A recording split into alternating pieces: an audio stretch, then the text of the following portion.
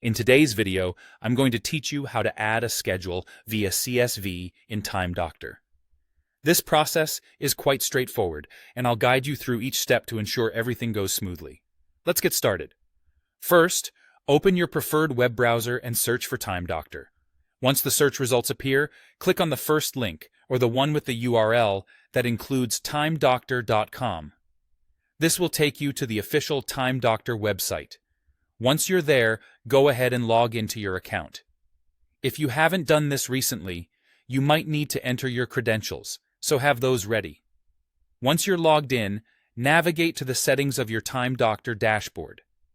You want to head over to Settings and then click on Company Settings. This is where we're going to begin setting up the use of schedules. Under the configuration options, locate the setting that says Use Schedules. You should see a toggle switch. Go ahead and turn that on. Don't forget to click Save to apply these changes. This is crucial to ensure the scheduling feature is activated. Next, direct your attention back to Settings and look for the Schedules tab. This is just a bit further down. Now, to start working with schedules via CSV, click on the option that says Add/Edit Schedules, CSV. This is your gateway to bulk uploading your scheduling information.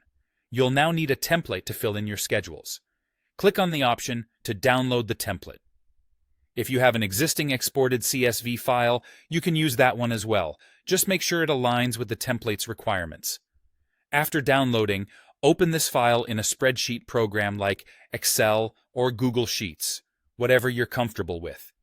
Now, it's time to fill in the details. In the spreadsheet, you'll see a column for a unique identifier. This is crucial because Time Doctor uses it to match records, so if you're updating existing schedules, make sure not to alter this column. In the adjacent column, enter the user's name exactly as it appears in the Time Doctor dashboard. Accuracy here is key to avoid any mismatches. Also, make sure to fill in the start and end date and time for each schedule. After all the necessary information has been added to your CSV file, return to the Schedules settings in your Time Doctor web application. Here, you'll click on Import CSV once again.